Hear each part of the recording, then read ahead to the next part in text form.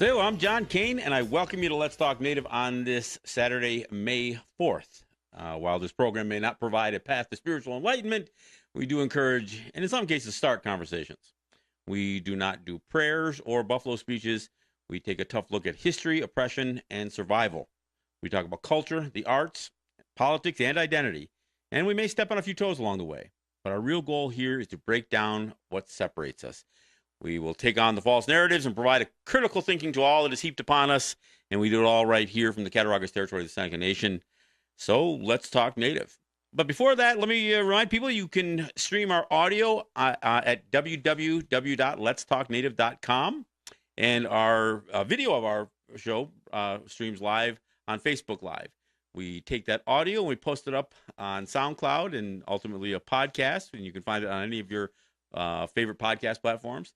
And we take the video and we put it up on YouTube, so you can find us after the fact, even if you don't catch us live here. So, like I said, we do take on all that's heaped upon us, and I want to discuss that a little bit.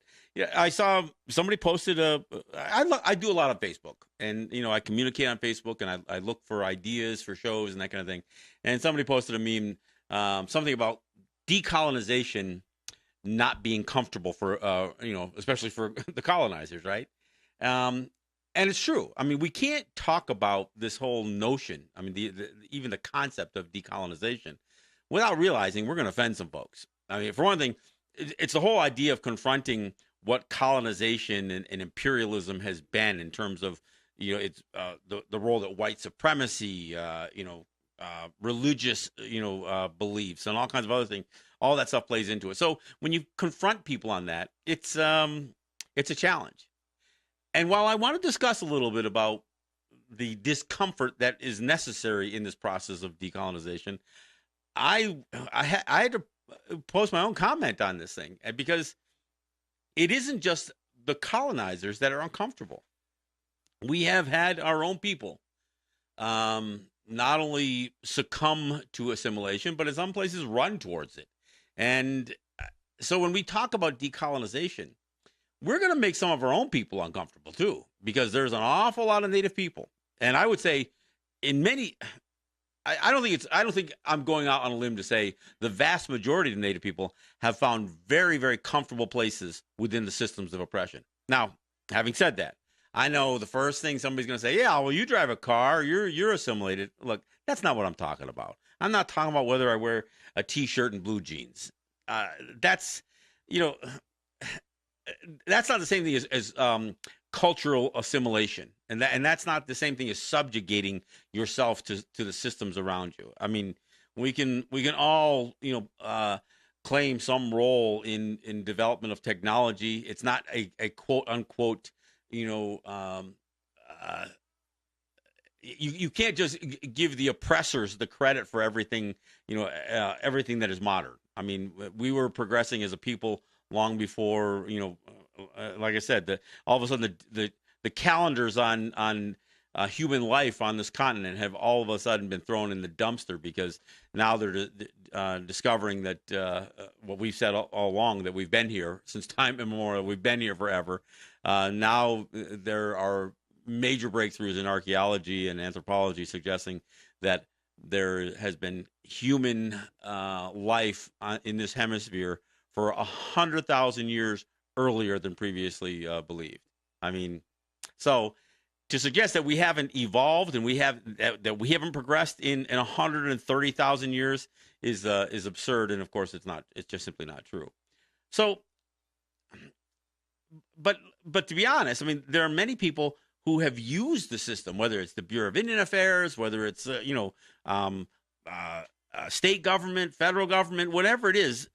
There are many Native people, and when I say Native, I mean Native people globally, indigenous people, if that word's more comfortable for some people. But there are indigenous people who have almost forsaken their inherent sovereignty, if you want to call it that, or their free and independent existence, to find comfortable places, because again, part of it is the extreme violence that was associated with that wave of colonization and imperialism by European powers and the United States and other countries. But today, the threat of that, outrageous and the heinous crimes associated with that kind of colonization is not quite there. But we're still um, conditioning our kids to, in many ways, to the system of assimilation, and then we become the oppressors. We become those advocating assimilation, and we hear it all the time. Whether it's Suzanne Harjo, and my little dust up with her because she thinks that everybody should just vote Democratic. Native people should just vote in the elections, and that's the solution. Put a few Native people in Congress, and that's going to solve the problem. And that extends now. It's not even just Suzanne Harjo. You're hearing guys like Oren Lyons and other people advocate that kind of thing. We see it in the disproportionate number of Native people who enlist in the U.S. military and, frankly, the Canadian military as well. These are all, all ideas that our people have embraced without necessarily being beaten over the head by it. I mean, nobody's forcing Native people to go vote. They're certainly not forcing Native people to run in these elections. And frankly, we've always had the ability to fight back, even during the draft. Forced enlistment, and yet we do these things willingly for a variety of reasons.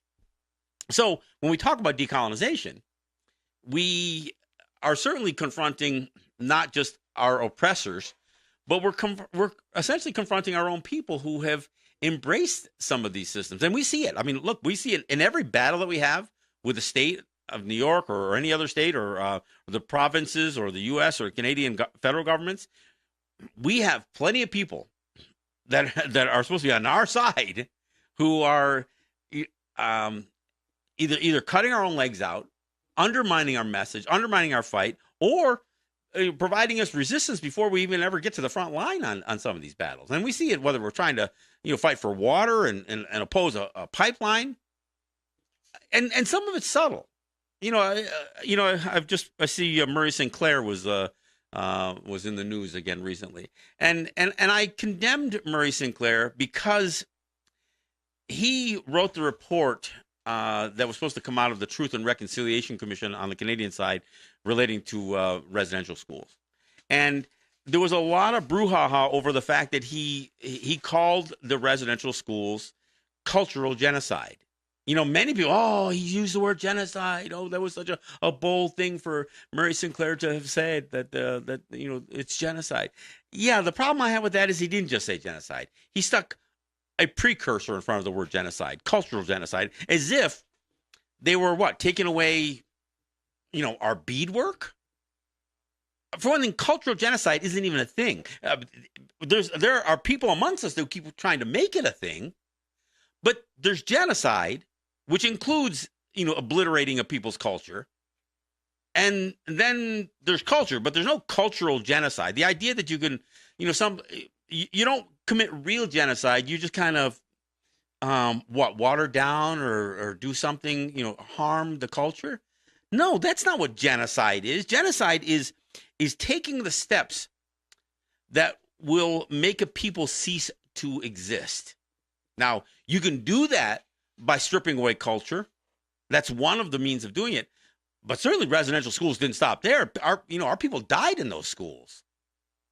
I mean, our children were taken from our families. That's one of the other definitions. Well, one of the 5 or 6, not even criterion, because any one of them all by themselves constitutes genocide. But so to have somebody, again, we're told that Murray Sinclair is one of us, as he, serves in the Canadian, Parliament. But he's supposed to be one of us, and yet, rather than calling residential schools what it was, he puts a precursor in front of the word, and how many of our people are willing to say no, that's wrong? I know I'm willing to do that, but like I said in my opening, I'm going to step on a few toes along the way. But the same thing can be said about the. Look, you can go on to any native territory, and you're going to see far more, a much greater a presence of churches on any native territory, then you're going to see longhouses. I mean, you're going to see churches. I mean, even, I don't know, here in Cattaraugus, I don't know, what is there, a half dozen, maybe a dozen churches? I mean, there's a lot of churches here. Now, and again, I'm not condemning the churches, but again, that's not our system. It is now. Yes, it is now because of assimilation. So when we talk about decolonization, you cannot talk about decolonization if you're not going to talk about the role that churches have played in colonization. I mean, we don't even go through the whole doctrine of Christian discovery, but I mean, at the at the birthplace of colonization and imperialism, the church was there, poking the monarchs of Europe with a stick. I mean, not just encouraging them, but almost ordering them to go into these pagan lands and to vanquish the people and subdue them and subject them to perpetual servitude or slavery. Take all their possessions, occupy their lands, and not take it back. Not just occupy, but once you go into their lands, it's not theirs anymore. We're gonna shoot a video here coming up in a couple of weeks. In the next couple of weeks, we'll get this thing done. Where I want to talk about the doctrine of discovery, not as church doctrine and church dogma coming out of the 15th century. I want to talk about it when it becomes codified into U.S. law and how it affects us today. And I got to tell you, even as we listen to some of the people address things like the doctrine of discovery, I mean, to listen to this Charles guy who was gave a TED talk on the whole subject, he made it sound the biggest problem with the doctrine of discovery is it somehow doesn't it undermines the whole we the people thing. Wait a second. If your big concern is that you're not considering yourself inclusive enough, if you're not finding yourself fitting within the colony, well, that's exactly what the doctrine of discovery was all about. It was about making us disappear, and it included assimilation and termination, and making us assimilation, and it included all of that stuff. So, but when we talk about decolonization, we aren't just talking about finding comfortable places within their system. We're not saying, oh yeah, let's run some of our people into Congress. Maybe we'll even get a native president. No, that's not decolonization. That's colonization. That's total absorption into their system. And I know there are plenty of people. I battled with some of the folks in Hawaii over this, the Danner sisters and some of the folks who were pushing, I coined the phrase literally Fed rec, which is now rolls off the tongue, especially in Hawaii. All these people saying, look, we don't want to be parties to this Fed rec system, rec as in WRECK. They said, no, we believe that our lands are illegally occupied and that we have a right to assert the Hawaiian kingdom, not to become a tribe, not become federally recognized as a tribe, band, or nation of Indians subordinate to the laws of the United States. But I'll tell you, the vast majority of the Hawaiian people, the native Hawaiian people, the Kanaka Maoli, oppose this federal recognition system, oppose this attempt by Obama and others to turn them into a tribe. But there's a whole lot of people who say, but there's money to be made there. Man, if we can get recognized as a tribe, there's programs, there's money. Yeah, some of it's already going to other native people, but we'd be a big tribe. We could swallow up a bunch of that money. And then we can get federal contracting, all the stuff that really is about utilizing that system. And how has that worked out? I mean, right now we hear people talking about the Indian Child Welfare Act. Oh, what a great piece of legislation. It was there to protect our children. Wait a second. Who's protecting our children? I mean, who's protecting our children? Why aren't we protecting our children? We're asking the federal government to protect their children? Which reminds me, this is a topic for a show all by itself. Here's something that gets confusing for people. Yeah, when people talk about the Canandaigua Treaty, or take it back, not even the Canandaigua Treaty. Let's talk about the George Washington Belt, which people confuse for the Canandaigua Treaty. Because in the Canandaigua Treaty, there's nothing in the Canandaigua Treaty that talks about the United States protecting us. And all of this talk about the trust relationship with the United States, that they have an obligation to us. And again, it gets turned around that, oh yeah, that we're under the United States protection. Well, no. Let's be clear here. If we talk about a country, say Japan, or any country in the world, and the United States offers protection to that country,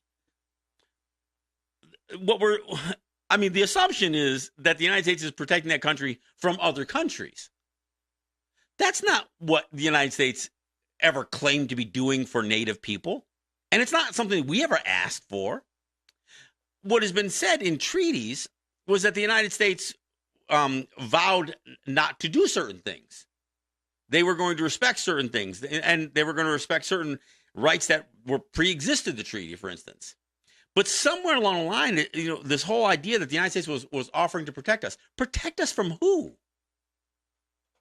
Because that's what's confusing. When you talk about a nation protecting another nation, only in our circumstance is what the United States is saying is that they're going to protect us from themselves. I mean, that's what you need. You need a country like the United States to say, oh, we're going to offer you our protection. Protection from who? Oh, from our own people. We're not going to let them rape and murder you anymore. Oh, really? And so you're going to create certain laws, special laws that say that? Well, how's that going to work out? Okay, so I'll tell you how it works out. It works out in places like the Indian Child Welfare Act, which right now is on the ropes. And why is the Indian Child Welfare Act on the ropes? Well, if the United States says, okay, if Native children have somehow been taken from their families for whatever, or if they've been orphaned or whatever else, that they're going to provide a preference that Native kids could be foster cared and adopted in Native households or by Native parents. And so the obvious challenge, well, the United States, then that's racist, because the United States is trying to create a racial preference to who can adopt a Native kid. You wouldn't do that to a black kid, or any other race. I mean, or if you are, then you must do it to them all. See, here's the problem. The United States won't go so far to say, look, those children, we have an obligation to not infringe upon Native people when it comes to their how they live and on their territories. So we can't take children. I mean, the whole idea that a child gets placed in foster care or it gets taken by a state agency, CPS. Shame on us for not coming up with our own systems for dealing. We didn't need a federal piece of legislation to protect our children. We needed to protect our children. Violence Against Women Act, another one. Violence Against Women Act. We don't need a piece of federal legislation that's going to protect our women. We need to protect the women in our territories. And we need to assert the right to do that. I mean, if the United States says, okay, we're going to allow a tribal court to prosecute a white man if he commits a crime against a woman.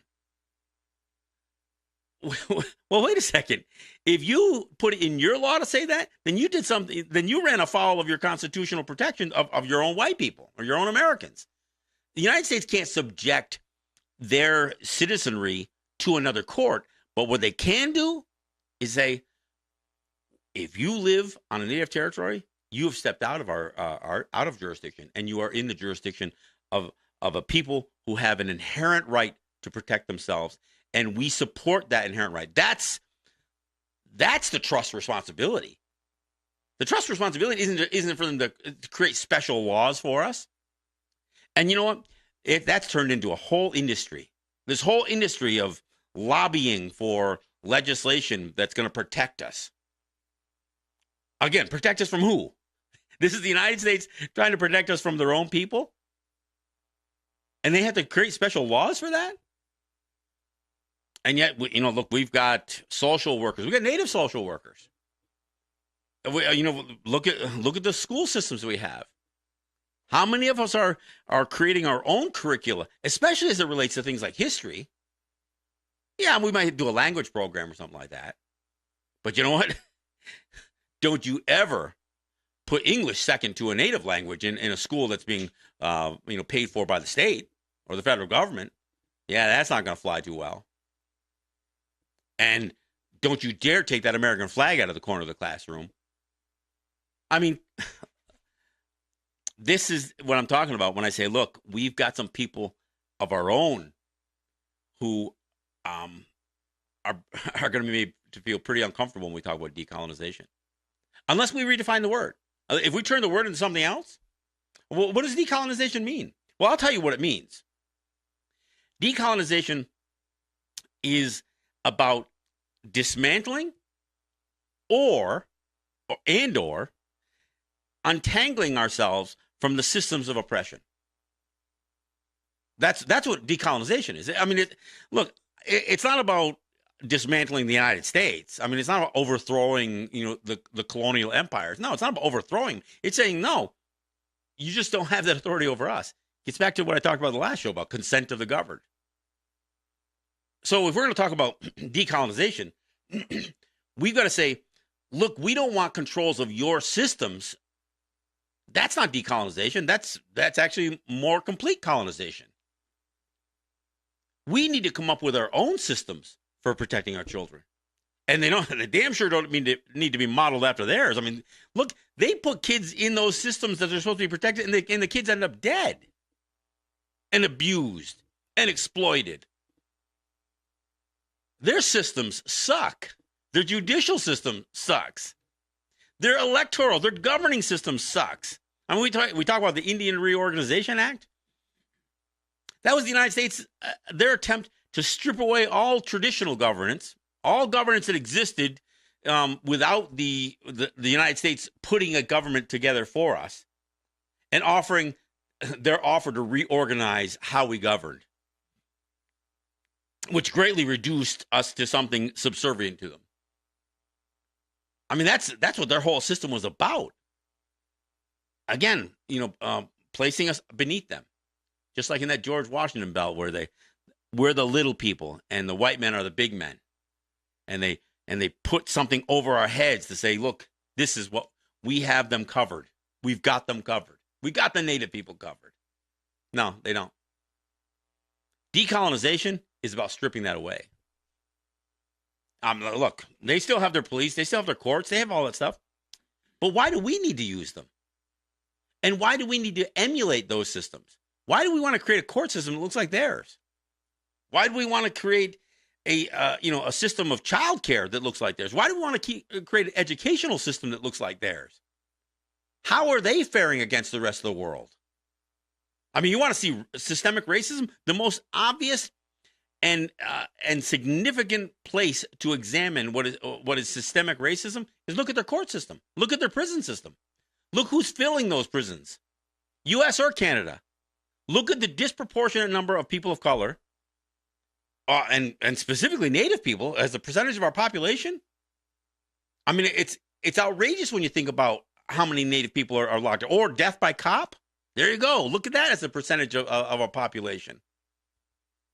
And we want to use we want to create tribal police like up in Akwesasne. And we want our tribal police to be deputized by their system to enforce their laws. I mean, you got to be kidding me, right? So when we talk about decolonization, yeah, we're going to offend some white people, folks. And we might offend some church folks. We might offend a lot of their systems that have tried to embrace us and to suck us in their voting system. I mean, look, we're getting into the silly season of the next election cycle in the United States. And everybody's blaming all those people who would not come out and vote for Hillary Clinton for Donald Trump getting elected. Well, the fact that she was a crappy candidate, it seems to be ignored. I mean, your system failed. And not to mention, she got 2 or 3 more million votes than Donald Trump, and he still got elected. Democracy, my ass. But this is, and we get sucked into this. The census is going to happen next year too. So what's our role there? How many white people are going to say, "Oh yeah, I'm Native," and so they're going to create this number. I mean, again, these are the same ones who call in and say, "Oh, I have no problem with the Washington football team's name. Yeah, my grandmother was a Cherokee princess. Yeah, I know. Look, decolonization it's a nice trendy word right now. But if we're going to be serious about decolonization, I'm not saying we've got to go back 500 years. Nobody goes backwards. We don't have to go backwards.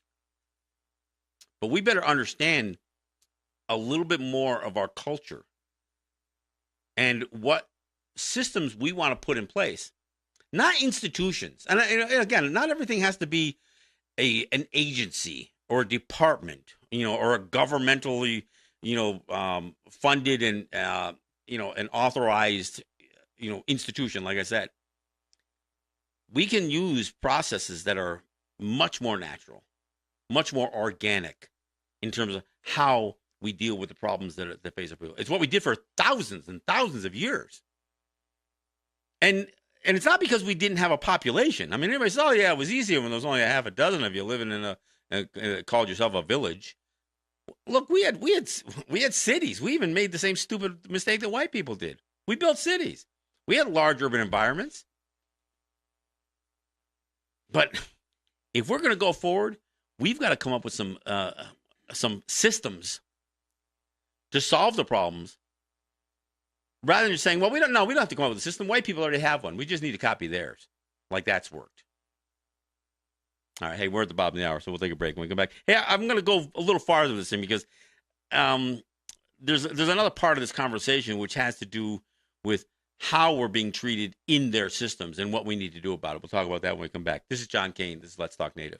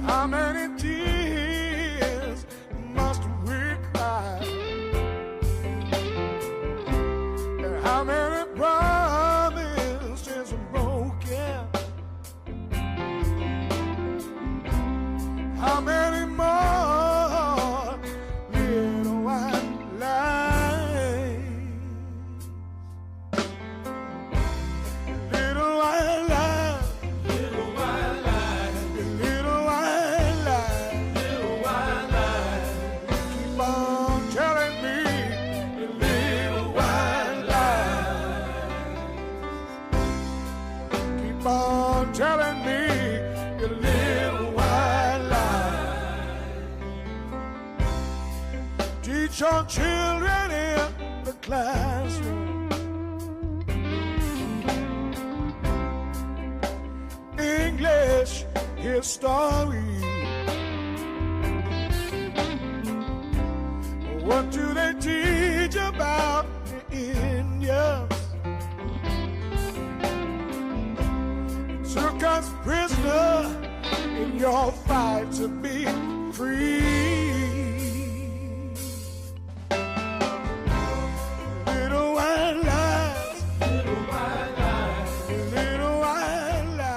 All right, thanks for coming back. That's Murray Porter and Pappy John's band and Little White Lies. And yeah, look, we've been fed plenty of them.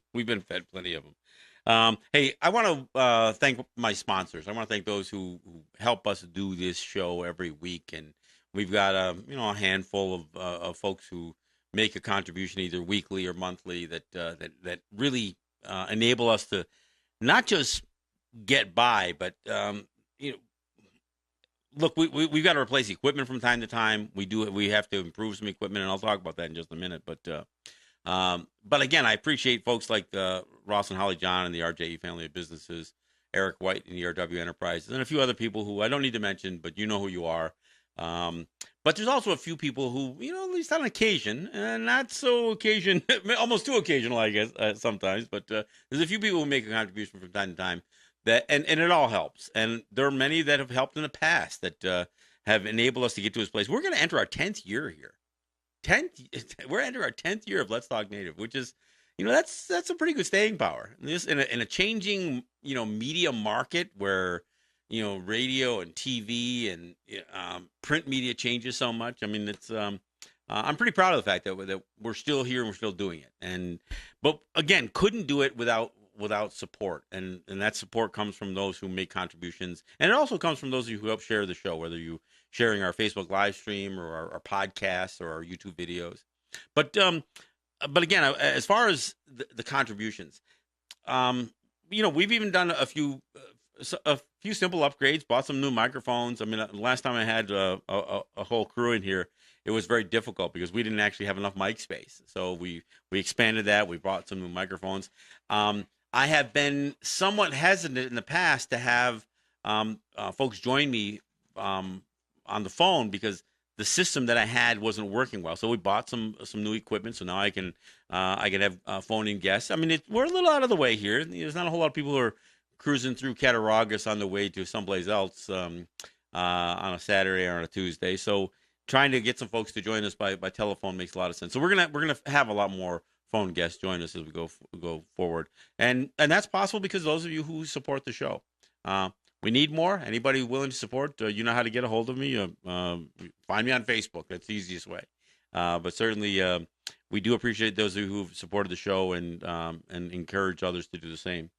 All right, let me before I get back on topic, I also have to mention tomorrow is May 5th, and it is being designated as Missing and Murdered Indigenous Women's Awareness Day. We've done this thing on Valentine's Day before, but I think some folks who are really trying to raise awareness to the plight, to the problem of not. And again, when I say missing and murdered Indigenous women, I mean women, girls, and I don't even just mean women and girls, because we have men and even young men, boys, who are victims of again some of this racial injustice. But obviously, I think the thing that evokes the most outrage is when to think that our women and young girls are so vulnerable, and they are. I mean, there's like a 1 in 2 chance of some sort of sexual assault happening to an Indigenous woman, the highest rate among anybody. But I mean, any women of color are particularly vulnerable to being, erased, turn missing, and it involves things like the sex slave trade, but just general exploitation of women. It's a huge problem. So tomorrow is the day that is being designated, not by me, by some of the folks who are really committed to this, other folks who are really committed to this cause. So one of the ways you can do, at least do your part, is to wear red. So what they're encouraging people to do tomorrow is to wear red. And just like we did when we're doing it on Valentine's Day, we did the red dress campaign. So if you trying to figure out what to wear tomorrow, and you can pull a red shirt out of your closet tomorrow, then by all means do that, because there are those of us who for every red shirt and every red sweatshirt or every sweater or jacket or dress or whatever we see, skirt, we're going to know that that there's some meaning behind it. So tomorrow is again Missing and Murdered Indigenous Women Awareness Day, and so let's give a tribute to all of our folks who have been disappeared. Whether they are just missing, or and we find at the end of the day that they have had their lives taken from them. So let's do that, whether it's our girls or our boys or our men or our women. All right. So one of the things, and again, I think I made my point with what decolonization has to be, and the fact is that we have many people among our own folks who are probably going to be almost as uncomfortable as as the non-native public. And look, people of color are all experiencing it. Black people have to, really go through this problem. I mean, for every black person they parade up in front of the, as a backdrop or a prop for the Trump administration, I mean, that's a difficult thing for for people to deal with, and we've we as Native people we deal with it all the time. So again, I think we have to. We don't need to apologize. I guess is my point. We don't need to apologize for making people uncomfortable about this. I mean, this colonization thing, it's, I mean, it has wiped out, an incredible population. I mean, the loss of life associated with colonization from an indigenous people standpoint is somewhere in the 90 to 95% range. At one point, the total population of Native people in what was considered the United States was less than a couple of 100,000 people, down from what might have been 100 million people. I mean, certainly 50 million people, 40 million people, but to have that number reduced down to a couple of 100,000. I mean, and if you look at any one of our territories, you can see a point where our populations had been reduced to, a real small number of families. And of course we've grown that population back, and so we're becoming more significant. I mean, Hawaii, at one point, Hawaii was considered to have a population of maybe 500,000 people. At some point, the population of Hawaii had gotten down to the point where it was less than 50,000 people. At some point, and again, by some accounts, 30,000 people. Now that population of Native Hawaiians has grown again. They've had a resurgence. But can you imagine a population being wiped out just that's to that level? And a large part of that population was wiped out by one simple thing: sexually transmitted diseases. Captain Cook, the white cartographer from the map maker from Great Britain, he wrote it in his own journals that he knew that his men were carrying syphilis and all of this, and knew that it would have an adverse effect because they had this rape culture. So I mean, this is these are some of these little treats of history that are denied our people. But one of the things I want to talk about is, and as I said, I'm going to talk more about not just the doctrine of discovery. We're going to do a video, but I want to talk about how it became enshrined in U.S. law and why it's relevant today.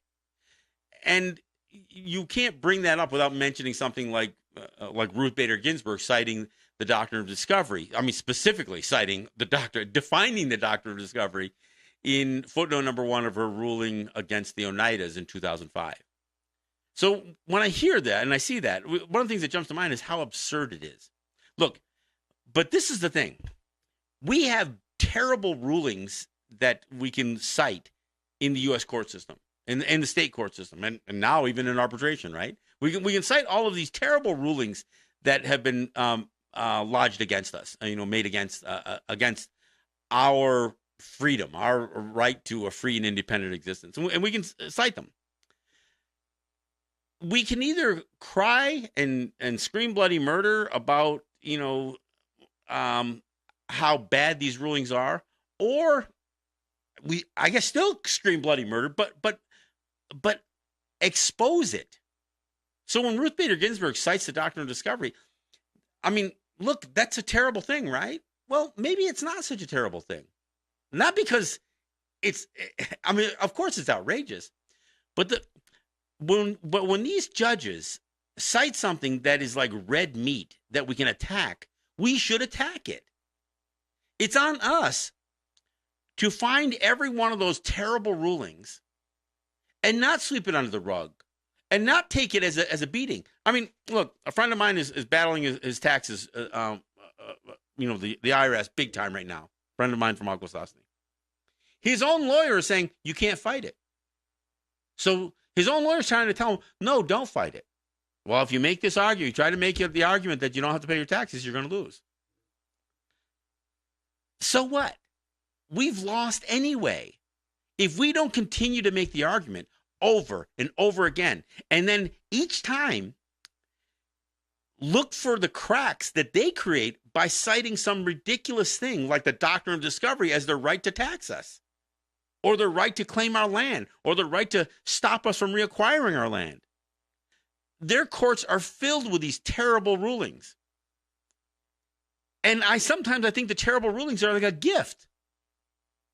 If we don't grab a hold of those terrible rulings and then wave it for all the world to see and say, look at this crap.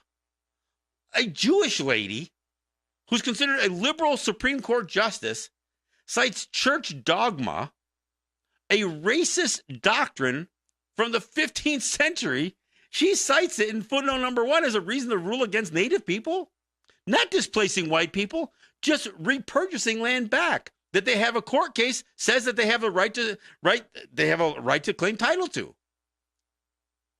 I mean, there's something really absurd about what she did, but perhaps she served us something. I'm not praising her for it, but perhaps Ruth Bader Ginsburg gave us something to attack. And yet we're going to remain silent on it? So, I mean, these two white men on the arbitration panel who reach outside of the whole document, never even asked for the state. You produce the lawyers or somebody who represented the state at the time they negotiated the gaming compact. I want to hear from them. No, Andrew Cuomo, I don't want to hear your interpretation of a compact that's already that was negotiated over a decade ago. Give me the people who negotiated. They'll tell me what they intended. They didn't even ask for that. So instead, the two white men rewrite the Seneca Gaming Compact. So we can go from the extreme of a mere arbitration panel all the way up to the federal court and find these absurd rulings. But if we're just going to tuck our tails between our legs and cry about it, no, I don't say cry about it. I say scream to the top of our lungs. I think we need to make noise about this stuff. And we need to find every example about how their laws are being used improperly. I mean, here's what's absurd. I've talked about Justice John Marshall when he codifies the doctrine of discovery into U.S. law, and that little gem that he put out there about however extravagant the pretension of trying to convert an occupied territory, discovery of an occupied territory, into conquest of those people simply by laying eyes on them. However absurd it is, if we can say it from the beginning and we can sustain what we said for a long enough period of time without anybody making too much noise, then we can make it law. Well, how absurd is that? And if we don't talk about that on a regular basis, if we don't bring that up on every occasion, look, the reason I talk about the doctrine of the UN Declaration on the Rights of Indigenous People, the reason I talk about this is because it's an example of how absurd countries like the United States and Canada still conduct themselves. How absurdly, I should say.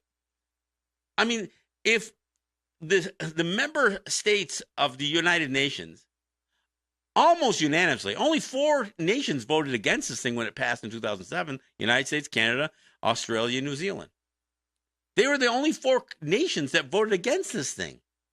And since then have tried to, appease them, or make amends and say, well, we kind of support the document. Really? We kind of do. We support the aspirations of the agreement. No, you don't. Because if you say you support the aspirations of the agreement and then say, provided it doesn't conflict with our laws, well, that's the whole purpose of this. The whole purpose of the United Nations doing this was because they already passed things like the Declaration of Human Rights, but apparently indigenous people weren't considered humans yet. So they have to pass another agreement, another declaration, non-binding declaration, that says, let's be clear. Native people, indigenous people, I'm not crazy about the word indigenous, but indigenous people, they have a right to all the human rights that we talked about in the 50s. And there are certain standards that every member state of the United Nations who has an indigenous population, there's a certain standard that the rest of the world is saying you have to abide by. Now, again, no force behind it. And I read it all the time, and I'll read it again. I should have this memorized, but I'll read it again. In the preamble of this agreement, this declaration, it says affirming that all doctrines, policies, and practices based on or advocating superiority of peoples or individuals on the basis of national origin or racial, religious, ethnic, or cultural differences are racist, scientifically false, legally invalid, morally condemnable, and socially unjust. All right. So if in the foundation of your laws, if Ruth Bader Ginsburg is still citing the doctrine of Christian discovery in a court case, as far as the entire and the rest of the world is concerned, it's legally invalid. Because the doctrine of discovery is based on racism, superiority, based on religious, ethnic, and national nation of origin. I mean, it's defined as that. So if you have racist laws, if you have laws that I mean, look, a court just a few years ago suggested that they were the superior sovereign. You know, they almost want to say, oh yeah, we recognize that you are sovereign, nations. You know, you have tribal sovereignty, but let's be clear, we're the superior sovereign. Look, that's advocating the superiority of the peoples based on what? National origin. We see this all the time. So the reason that I talk about this is not because I'm putting a lot of stock in the United Nations. Just like I'm not putting a lot of stock in Ruth Bader Ginsburg citing the doctrine of discovery in 2005 against the Oneidas. But we should be citing in every instance where some judge has said some racist, stupid, ignorant, absurd thing. And we should cite those absurd rulings on every occasion. And that's the way we cripple their system. That's when we say, look, you're not going to pull Justice John Marshall saying that you can equate discovery with conquest on me. You're not going to ignore the fact that we do hold title to our lands. That may not have been the system that we had before you showed up. We didn't need that. But once you started claiming title to our lands, no, you can't claim that. We're not allowing that. We have to assert that. Now, if the argument is some judge, some racist white supremacist judge in 1823 saying, "Oh no, Native people can't hold title to land. They're just like the animals. They just occupy. They just live there. Only the Christian nations of Europe can claim title to land." And we're going to equate the fact that we discovered these wretched beings on this land that we're taking from them now. We're going to claim that merely discovering them is the same as conquering them. You know, and the crazy part is, I got to make the connection between John Marshall saying that crazy line in his in Johnson v. McIntosh, when he says, if we lay that foundation, if we assert it from the beginning that conquest and discovery are the same thing, and we sustain it, then what we do is we create a law that can't be questioned afterwards, and we can build laws on top of it. And that is the system of jurisprudence in the United States. They oftentimes talk about it, call it stare decisis. This idea that you can create these precedents, these legal precedents that you can always go back and call upon. Well, the problem is there's conflicting precedents. And while I will never say any of those rulings are gifts to us, when we're dealing with their system, what we've got to show is the flaws in their system. I'm not looking for the wins. I'm just looking for the errors in their system. The problem with state law and federal law is that it's built on a false foundation. And if we want to keep trying to figure out a way that we can just get another law, a ruling our way, or have them pass a law. I mean, you know what they do? They have these things, they call them legislative fixes.